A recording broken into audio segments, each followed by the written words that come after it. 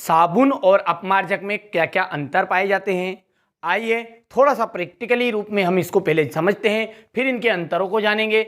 साबुन और अपमार्जक यानी कि साबुन जो है वो 3-4 प्रकार की होती है। जिस तरह हम एक कपड़े धोने की साबुन जानते हैं, नहाने की साबुन जानते हैं, ठीक है, मुलायम साबुन जानते हैं, कठोर साबुन जानते हैं, उसी तरह जो अपमार्जक है वो भी अन्य अनेक प्रकार का होता है। तो आइए साबुन और अपमार्जक में क्या अंतर होता है उसे समझते हैं।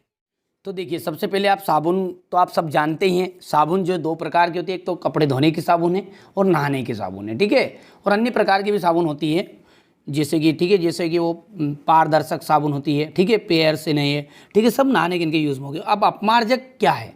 देखिए, अपमार्जक डिटर्जेंट होता है।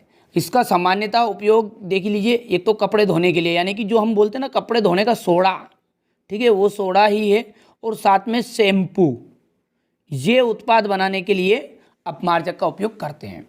तो इनका सबसे पहला अंतर ये है कि आप देखा होगा कि जो साबुन है, ठीक है, ज़्यादा चिकनाई के धब्बे रहते हैं ना, चिकनाई के धब्बे उनको नहीं हटा पाती है। और जो सोडा है ज़्यादा मेल रहता है, आप सब जानते हैं, ज़्यादा चिकनाई के धब्बे हैं उनको भी हटा देता है। तो ये हटा देता है और ये चिकनाई के धब्बे को नहीं हटा पाती है। दूसरी जो बात है, जो आपका जो साबुन होता है ना, वो इसका जो कच्चा माल होता है वो बहुत ही शुद्ध होता है। यानी कि इसके लिए आप देखिए, जो साबुन का प्राय उपयोग हम नहाने के लिए भी करते हैं।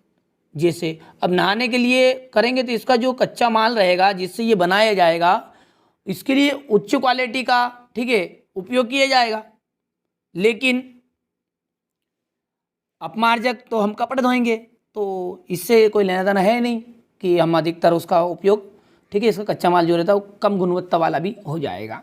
तो इस कारण से ये जो साबुन है, क्या बताया मैंने कि साबुन का उपयोग हम नहाने के लिए करते हैं अधिकतर, ठीक है, कपड़े धोने के भी करते, दोनों प्रकार के साबुन बनते हैं। तो लेकिन हम इसका जो कच्चा माल है वो ज़्यादा क्वालिटी का रहेंगे और इसमें थोड़ा बहुत, ठीक है, आप समझते कम गुणवत्ता वाला होगा तो वो भी बना देंगे। तो इसके कारण ये जो साबुन है ये जल प्रदूषित नहीं करती। क्या नहीं करती?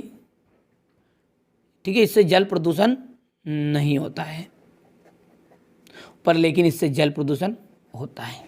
ध्यान से समझिए, समझ में आ गया? 2 पॉइंट है कि साबुन जो है चिकनाई के धब्बे नहीं हटाते, अपमार्जक चिकनाई के धब्बे को भी हटा देता है। ये जल प्रदूषण नहीं करते हैं और ये अपमार्जक जो है इनसे जल प्रदूषण होता है। तीसरा जो है, यदि कठोर जल है और कठोर जल में जो साबुन है वो झाग नहीं देती, तो साबुन कठोर जल में, ठीक है, झाग नहीं देती, लेकिन अपमार्जक जो है वो कठोर जल में भी झाग दे सकता है आसानी से, वो भी, ठीक है। चौथे पॉइंट की यदि बात करें हम, तो जो साबुन बनाने के लिए कच्चा माल है ना, वो वनस्पति तेल होता है। क्या होता है? वनस्पति तेल, कच्चा माल।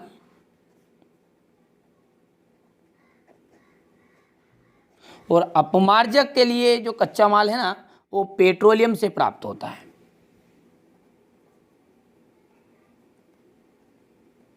समझ में आ गया? नहीं आया?